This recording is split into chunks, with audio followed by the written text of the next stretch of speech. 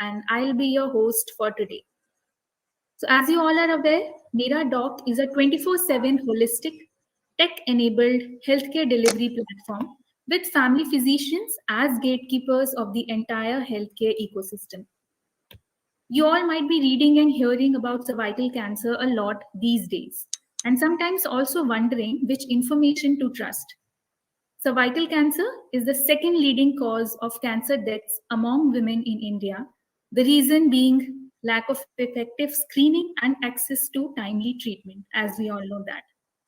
So, today we are here on this platform to know more about cervical cancer and its early prevention.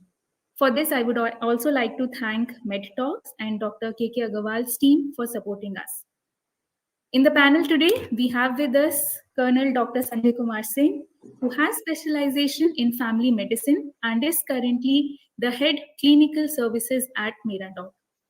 Dr. Sanjay has 32 plus years of experience as medical officer and administrator and has served in various hospitals of armed forces all over India.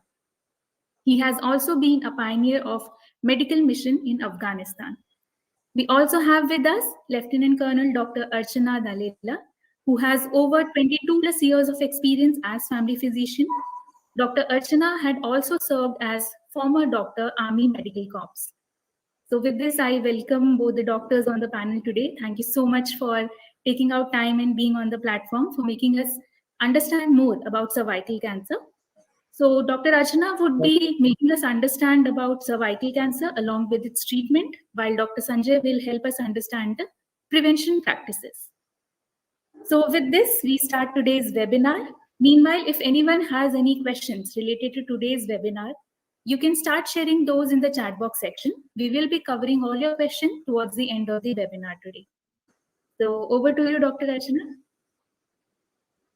Thank you so much, Sanjitra, for the introduction. Today, I'll be telling you about something about cervical cancer, and I hope everybody is aware of this. But in general, we need to create some awareness. So, what is cervical cancer?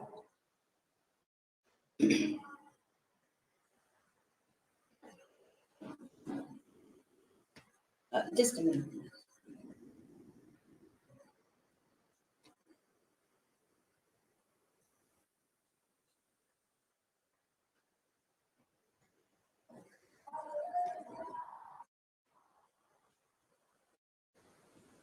Sangeeta, can you see my screen over there?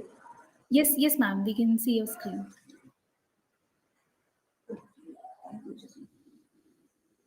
I'm not able to move my slides.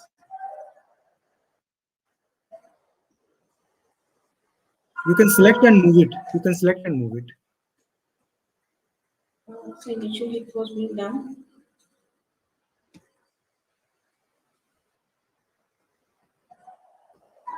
From the left side panel also you can select if you are unable to do from the forward button or so backward I'm doing that also. Initially it was being done.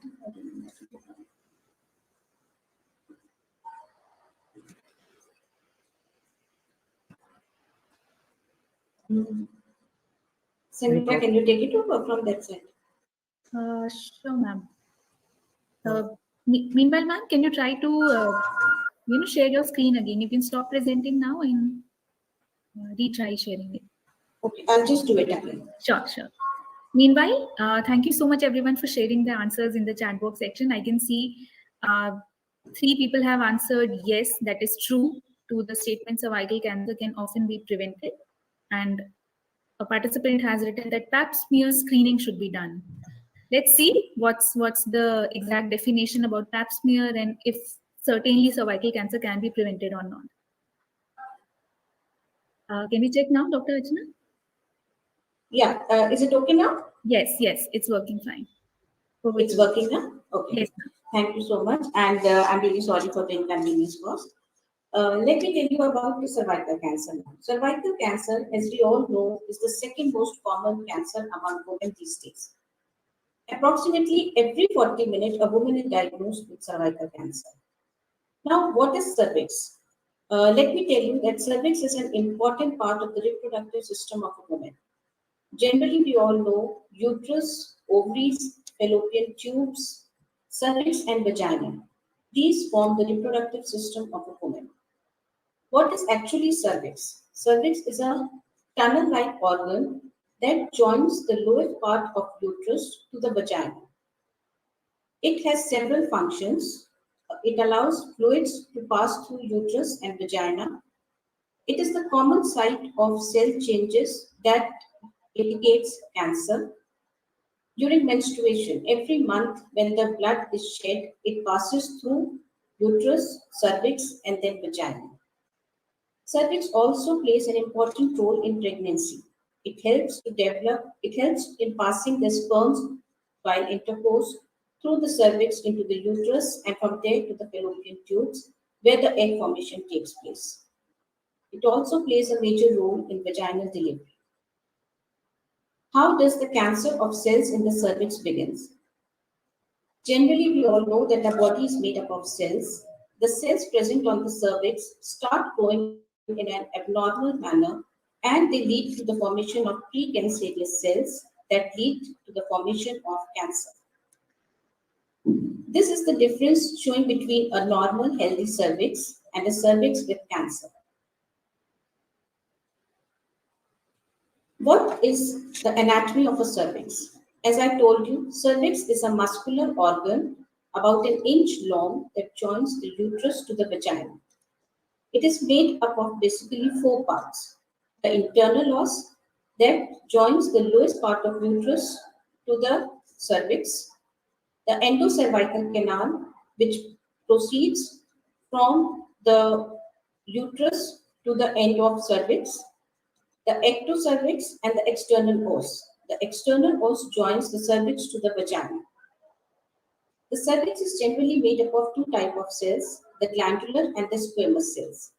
The glandular cells lines the endocervical canal, whereas the squamous cells covers the ectocervix, cervix, and the vagina. There are various disorders of cervix, cervicitis, that causes the inflammation of the cervix. Cervical dysplasia, in which the cells start growing in an abnormal behavior. Cervical cancer, this is the topic of our today's discussion. Then there are cervical polyps and fibroids. Cervical insufficiency, which leads to miscarriage and premature birth of a child. Then placenta previa. What are the symptoms of cervical cancer? In general, as we all know, when cancer is in early stage, it has got no symptoms. But later on, it gradually progresses and we see the signs and symptoms of cancer. In the initial stage, what a lady can feel is watery or bloody vaginal discharge, vaginal bleeding that can be seen after intercourse, between two consecutive periods, or after menopause. Menstrual periods can be heavy and they can last longer than generally a normal period. Once the cancer spreads to nearby tissues and organs, then the symptoms in addition to this are painful urination with burning maturation, diarrhea or bleeding from rectum, fatigue, loss of weight and appetite, pelvic pain or a dull abdominal pain. What is the general cause of cervical cancer? General cause of cervical cancer is because of virus HPV, that is also known as human papilloma virus. It is the commonest cause of cervical cancer and it generally happens because of sexually transmitted infection. HPV spreads through sexual contact that can be anal, oral, or vaginal.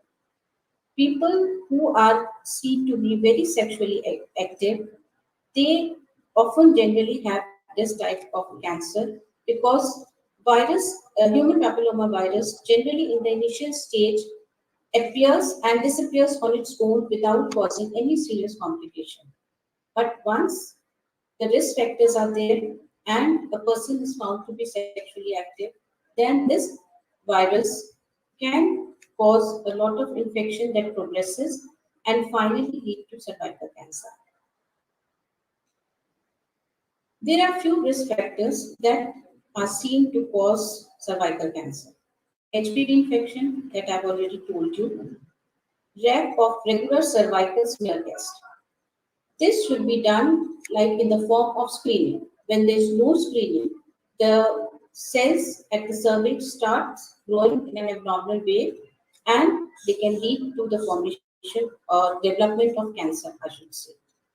Generally, we say that the screening should start at an age of 21 years, but it becomes mandatory after 35 years of age that at regular interval of time, a lady should undergo a pap smear test, which can help in diagnosing the development of changes in the cells of the cervix. If there is a family history, like mother or a grandmother has cervical cancer, then the chances of it developing in the daughter becomes more prominent. It is generally seen that the persons who smoke, they are more prone to get HPV infections, and as such, they are easily into the development of this cancer. Persons who are having weak immune system, mean to say they are already suffering from some autoimmune disease, they are also easily prone to get infected by this HPV virus and again leading to the development of cancer.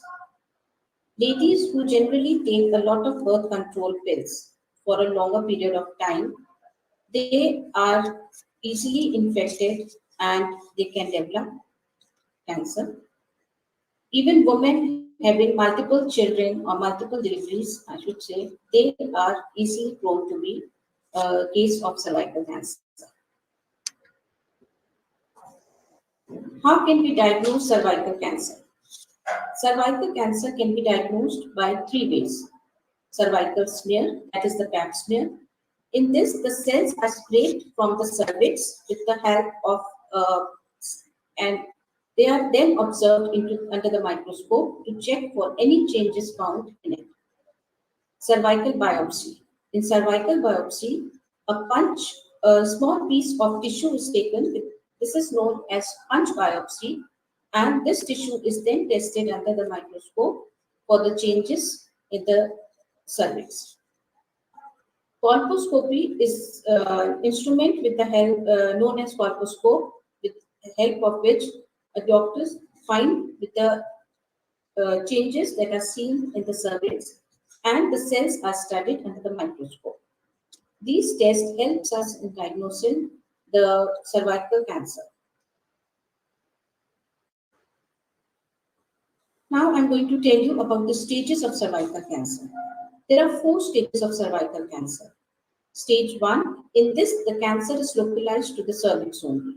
It doesn't spread and is small in size. In stage 2, the cancer spreads beyond the cervix and extends up to the uterus, but it doesn't move up to the pelvic wall or the vagina. In stage 3, the cancer spreads to the lower part of vagina, pelvic wall, ureter, and the lymph nodes. The stage 4 covers the cancer up to the urinary bladder, rectum, and other parts like bones and lungs. This is the stage in which metastasis develop and the cancer is spread to the whole part of the body. Treatment.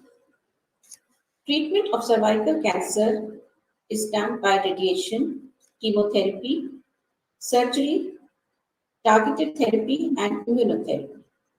Now I'll be telling about each of one in detail. What is radiation? Radiation therapy uses energy beams to kill the cancer cells on the cervix. Any cancer that is in the early stage and the one that has not extended beyond the cervix can be treated by radiation. Radiation is generally of two types. One is external beam radiation therapy, in which a machine is used that aims to the radiation from outside the body onto the pelvis and to the particular area on the cervix. The brachytherapy that puts the radiation in or just near the cancer. Chemotherapy. Chemotherapy, in this, the drugs are generally injected into your veins or taken by mouth to kill the cancer cells. Several drugs are used for chemo and are given in period of cycles. Now, the length of the cycle and frequency of chemo depends on the drug used and the location of cancer. Surgery.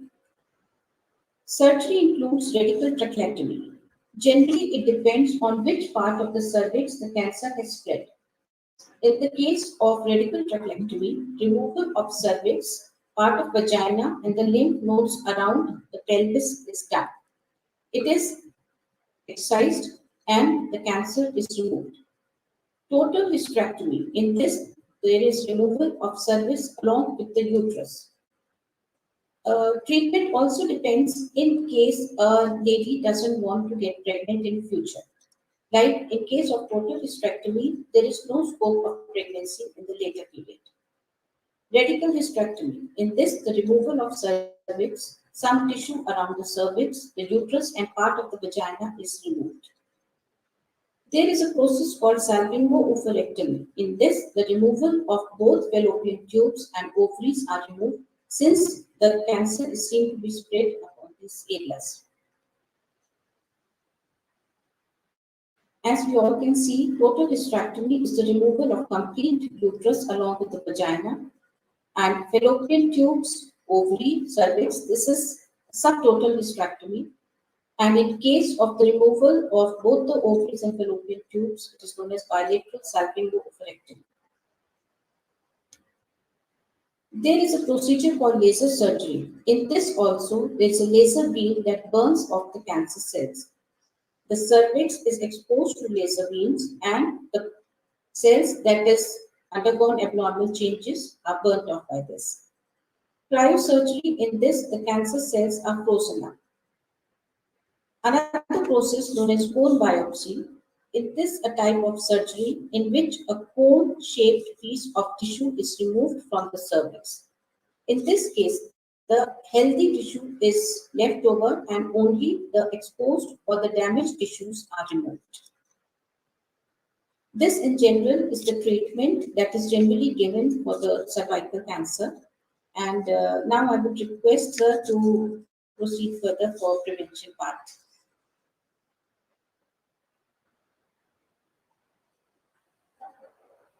Okay.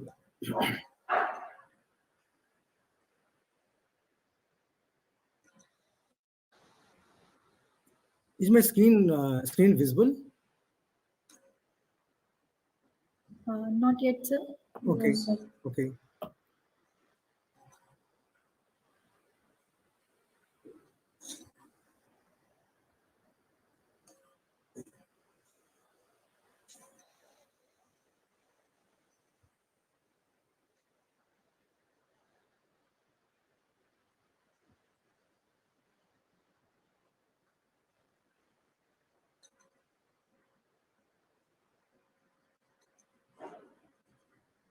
Is it visible now? Yes, sir. We can see it now. Okay.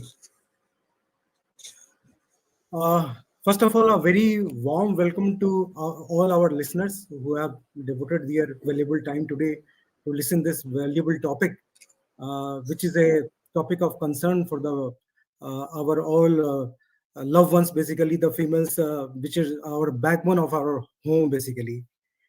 So, am I audible? Yes, sir. Okay. So whenever we listen a term cancer, we all are shattered. We all are scared. This is not with the general population, I mean to say, but this is with even though the doctors also. This is not a very pleasant word to listen by the doctors also, the cancer. Cancer itself is a very painful word to listen. And the good thing and the best thing is that the cancer which we are discussing today, cervical cancer, it can very well be prevented by the measures which I'll be explaining you right now, how to prevent this cancer.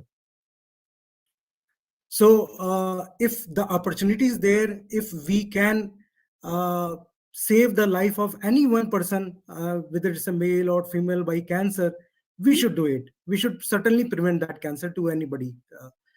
So there are two major tools to prevent this cancer. One is uh, as you know, as their lecture, the Dr. Archana also told you that this cancer almost 90% is caused by human papilloma virus. So we have a vaccine. The good news is that we have a vaccine for that, human papilloma virus vaccine. If it is given at the right age, then this can be prevented. Almost it can be prevented. And if suppose you miss that chance to take a vaccine, then there are pap smear or cervical cancer screening program is there, in which we take a smear from your cervix and we diagnose it at an early stage, so that you can be treated very well, because this cancer is also very treatable if we diagnose it at an early stage. Then it is totally curable. Basically, I will say almost curable if we can diagnose it at a very early stage. So with this, I'll tell you, even the ladies who have taken human papilloma virus vaccine, they have to also go for cervical cancer screening program as per the age recommended, which I have shown it here. The vaccination can be given from 9 years of age to 45 years of age. Uh, Basically, it is given the period when the woman is sexually active, because then they are exposed to this human papilloma virus infection. I'll tell you one thing more. uh, Human papilloma virus this infection, the all females usually in their age, in their sexually active age, almost all women are exposed, and 90% of them, they develop this infection. But this is not that severe strain of the virus which is causing infection. There are so many strains of the virus, human papilloma virus. The strains 16 and 18, I will tell you, this causes cervical cancer. So, not necessarily that every woman who is infected with human papilloma virus will get the strain 16 or 18, which causes cervical cancer. But even if they get this virus infection, our body mechanism is like that 90% of women, they are able to develop antibody against it, and they destroy this virus also. But if we have taken vaccine, we are totally sure, 100% sure, that they can take care of, because antibody already formed. When you have taken vaccine in your body, already the antibody is existing. So, from the very early stage of infection, your body is capable of fighting this virus infection. So, if any lady who has taken vaccine, they are certainly no doubt, even if they are exposed to 16 and 18 strain also, they can be prevented by for having a cancer, cervical cancer in their life. Cervical cancer screening is program. I'll let you in details later in my slide. First, I'll let you know this. Uh, this is the HPV vaccine. Basically, I told you there are more than 100 strains of viruses, human papilloma viruses, and other strains, they cause other cancer also, like oral cavity cancer in male, also the penile cancer, anorectal cancer in both the sexes. This is also caused by human papilloma virus. And the very common word, which must a lot of people must have experienced it also, the cauliflower like growth in their genitalia or somewhere else. Sometimes they must have felt. This is also caused by human papilloma virus, though this is not carcinogenic, basically, this variety. But it can make changes, it can make mutation in the genes and can cause cancer. So with this, I'll tell you this: we have two vaccines available with us. The Servavac, which is being manufactured by Serum Institute of India. This is the India make vaccine, and this contains 16 and 18 strain, which I was talking about. This is the strain which is the culprit, which causes almost 80% of the cervical cancer is caused by this strain only. The less virulent strain is 6 and 11. So this gives protection with all these four strains. The another comes Gardasil 9, in which these four strains are there. But apart from that, other strains which cause other cancer in the body, like anorectal cancer, which I told you, penile cancers, and mouth cancers. This also, other cancer can also be prevented by this. This is a bit costly. This comes more than 10,000 rupees one injection cost. but this cost in between 2 to 3,000 rupees. Its cost is low basically. So vaccine is a very easy shot. Uh, this is a simple shot of vaccine, simple shot of injection, which is given at the upper arm of your body, and it doesn't cause any problem, and it is not very painful also. But there are few side effects which I'll let you know. The people can have this side effect, not necessarily that everybody will have a side effect, but few people can experience it. So the common side effect which is being experienced by the vaccine taker, they are basically nausea. Nausea is basically vomiting sensation, malaise, body ache sensation, pain at the injection site. Sometimes the swelling at the injection site, mild fever. This can occur, but few can develop more severe symptoms like dizziness and fainting, but this occurs in a very few. The serious side effect with any vaccine always remains is the allergy to vaccine. If somebody is having allergy to some other vaccine also, the probability is that they can have allergy with this vaccine also. And for that reason, we usually, what we do, whenever we give vaccine, we tell the patient to sit over there for 20 to 30 minutes. And usually any serious reaction is visible, or we can notice this serious reaction within 20 to 30 minutes in a patient. After that, they can be allowed to go to the home. So I was talking about the another who the ladies who miss the opportunity to get the vaccine. Even if they have got the vaccine also, then also it is recommended to go for cervical cancer screening.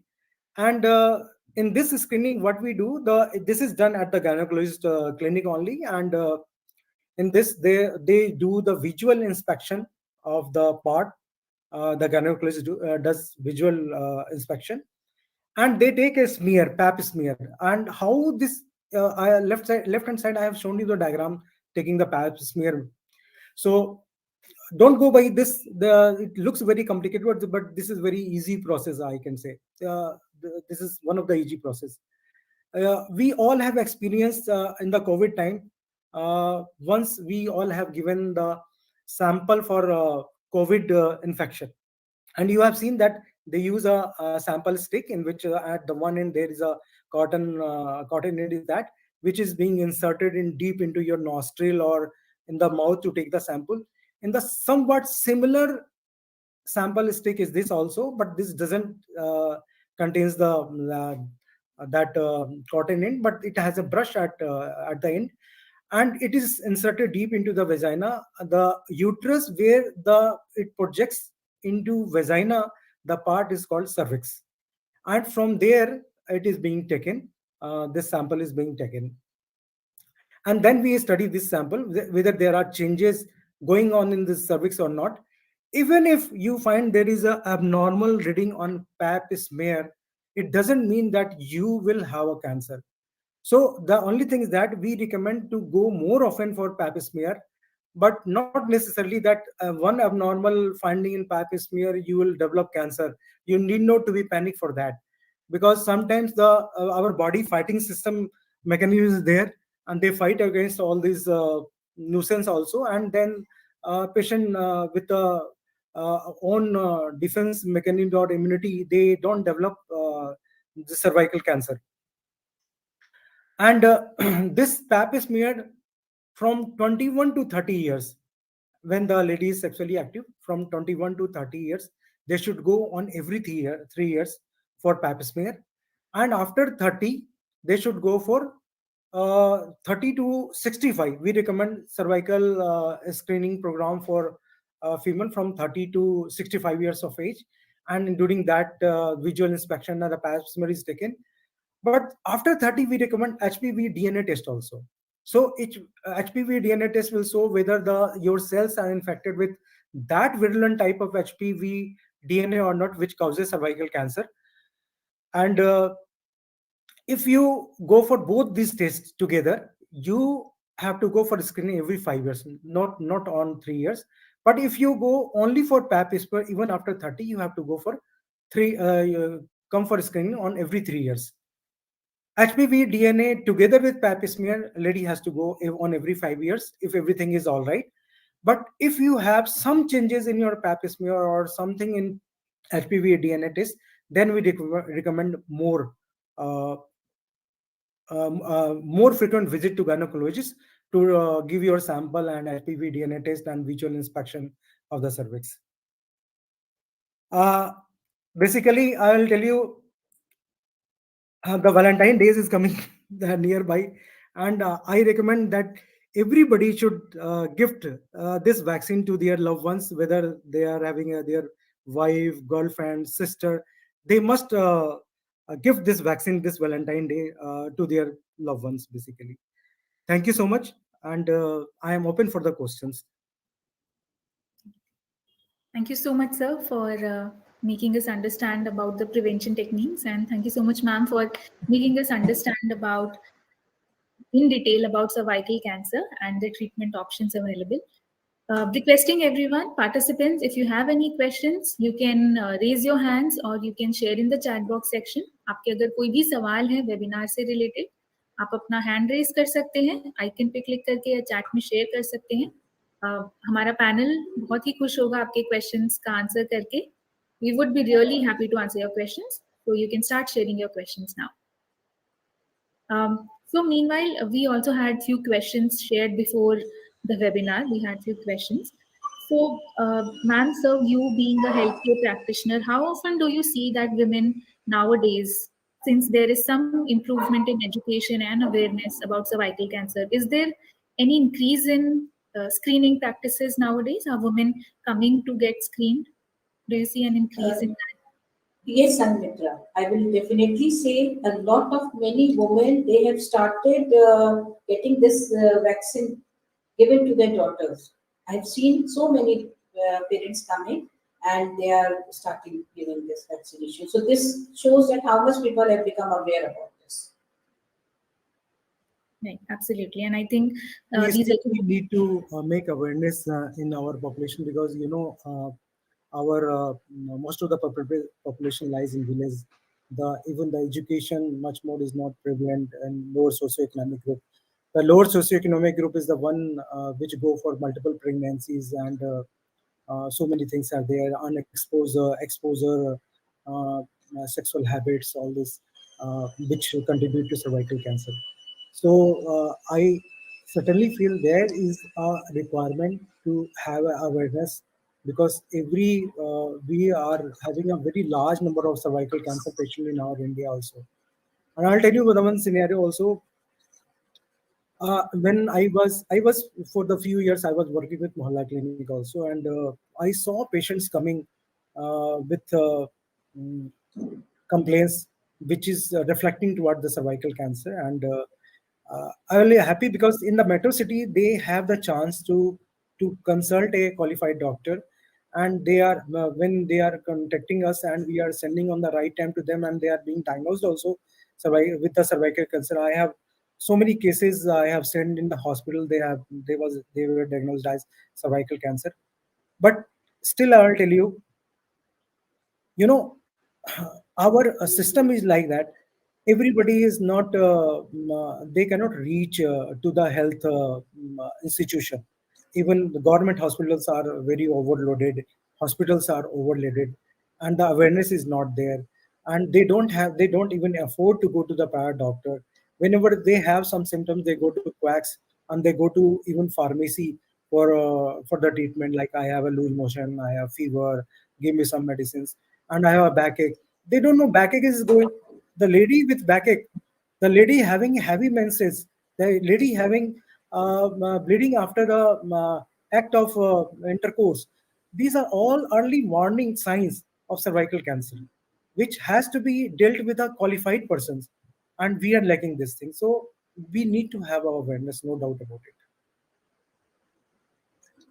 Absolutely, sir. I think awareness and education and these webinars do help us in spreading the word about these techniques and practices. Certainly, Uh, certainly. so, since at Miradoc as well, we have certain special packages for corporates wherein certain blood tests and radiological tests are included. But do you think there is still, some lack in that sense, that cancers should be screened in terms of cervical cancer, or the corporate should enhance their corporate packages to make sure that they get their employees screened effectively?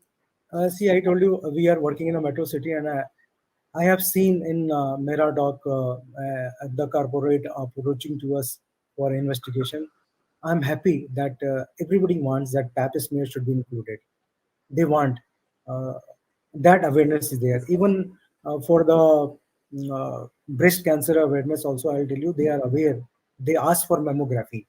Uh, but thing is that they don't know the right age, and then they start saying, okay, mammography we want also by the age of 30, and we actually we let them know that you don't require a mammography at the age of 25 or 30 unless until you have a genetic risk factor, or somebody in your family is having breast cancer, you have a history of breast cancer, then also then must you should go for that. But no, because it has also its radiation effect, so we don't recommend to them. And but that I will say that awareness is there, and whatever investigation we are receiving to get it done from Miradoc, at least the pap smear is included for female employees that I have seen, since they are working in a higher corporate areas, and we are in a metro city, this must be the reason. I don't know about the other cities basically. Sure, sir. Uh, Ma'am, we have also heard that, and we also have this information that breast cancer can be, genetic or can be hereditary related to certain specific genes. Does that also stands true for cervical cancer as well? Like we talked about the risk factors, but can we say that Yeah, cervical cancer is hereditary or no? yeah, definitely, Sanmitra. Family history plays an important role. As I told you, like a mother is having cervical cancer, then the possibility of the daughter having is uh, increases, and that's why screening is important. Because obesity and all, and if she's also involved into a lot of sexual activity, then infection through HPV becomes common. And although, like I told you, that at times HPV infection occurs, but yes, it is not so serious that it will result in a cancer formation. It often disappears on its own if it's mild. But yes, if a mother is having, though there are possibilities of a daughter to have this cancer. And that is why we advise that screening should be done regular basis. Sure, absolutely. Any questions from anyone in the audience? Anyone wants to have or wants to get an answer to the question that they have been holding upon? You can share in the chat box section, or you can raise your hand. We have the panel today to answer all your questions. One thing more I will like to add on, Yes, sir. Sangamita. We should encourage parents also to get their children vaccinated, because this is the right age of the for this cervical cancer prevention. Vaccination is from 9 years to 16 years is the right age basically. And when the woman becomes sexually active, the chances of protection goes down. So we should encourage our parents to get their children vaccinated to for developing this cancer in the future, because this is the preventable cancer, and very well we can prevent it if we have done the right thing at the right age. Absolutely, sir. Thank you so much for adding that valuable point, that awareness is not just for us, it's also for the future generations, it's also for our children. So it's a responsibility for ourselves as well as for our children to make sure that while we are getting screened, even if we haven't taken the vaccine, we should get screened, and definitely we should make it possible for our children to get the vaccine at the right age to prevent it. Prevention can only happen if together we can work towards it. It's not just the medical practitioners responsibility, but our responsibility as well, that if we have a vaccine available, why not take advantage of it? So very well added point by doctors, our panel today. So any closing note, doctors, since we don't have any questions as of now? uh, my earnest request to all listeners, is that protect your family with this cancer by vaccination and by screening also. So even if your mother, suppose your mother is less than 65, encourage her to go to the gynecologist clinic once for screening for pap smear or visual examination by a gynecologist, uh, since she has not been vaccinated, because that awareness was not there earlier. So they should really become proactive, whether it's a male member or as a suppose a leading female member of the family. They should come forward and to prevent this cancer, not only in the family, but they should also uh, uh, propel this awareness to the society, to the nearby, who they like, even the maids which they are coming to their home. They actually, they don't know, they don't get this opportunity to listen this webinar also. So we must educate to them also to go at least once for pap smear and vaccination, if possible. If we can take the responsibility of getting our maid also vaccinated, there is no harm in helping somebody. If you can prevent one person to have a cancer, this is the best thing in the life which you can give to anybody, that you have protected that woman from a cancer, which can be prevented very well. So for the maid also, I'll tell you that we should come forward to get them vaccinated. We should contribute the money to them so that they should not develop cancer, that they should not become burden to our society also. And there is nobody to look after them. If they develop all these things, I'm sure they will be running here and there in the government hospitals. They will not get that time. They will not get the appropriate medicines also, because every medicine is not available in a government hospital. The only consultation can be given.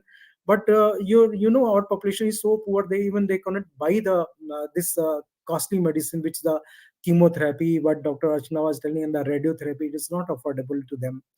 So take care of your family, take care of your society, and take care of your the persons who are coming to work for you, whether it's a babysitter, whether it's a maid. Make them aware for pap smear, get them vaccinated by your with your own pocket. There's no harm in benefiting them. Thank you so much. Thank you so much, sir, for adding that valuable point. Over to you, ma'am. Any closing note from your side? Even I would like to add on with this, like we often generally get some tests done only when we start feeling some symptoms. Like if a person starts having chest pain, then they only will go to the doctor to get an ECG done. But Very this true. should be Very avoided. We should not wait. We should not wait that something develops and then only we get the test. So this should be, as Sir has told, that pap smear should be done regularly. If anything, annually we should get our blood test also done so that we can come to know of any deviation in the blood parameters also. So this is my request to you. Absolutely. Thank you so much, ma'am. very And good, very good point, Dr. Rachna, and it should be done. I appreciate. absolutely. And this is why, for the audience to know as well, we have this family physician concept at Miradoc. A family physician becomes your friend, understands your entire family's history, and then suggests you specific steps, specific prevention practices, and screening techniques that you should undergo. So make sure that you make your doctor a friend, not someone who you are scared of and you only approach when you have some issues, as doctors mentioned today. And definitely be aware, make everyone aware about these screening practices. It's not just for you but for your future generations as well. So if there are any questions that is still unanswered, if you have any questions that are still not answered and you want the right person to answer your questions, you can reach out to us at Miradoc. You can uh, look out at our website, and we would be really happy to help you with any of the healthcare options or healthcare services needs that you are looking out for. So, with this, we come to an end to today's webinar, and we would be certainly conducting many more such educational and informative webinars for you to understand, to get the right information, because in today's world, there are so many myths and rumors being spread. So, we take the responsibility to spread the right information, and so that we are able to guide you in the correct manner.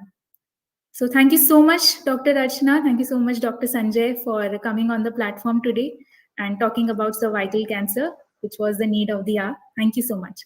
Thank you, Sangha. Thank you. Thank you so much. Thank you so much, everyone.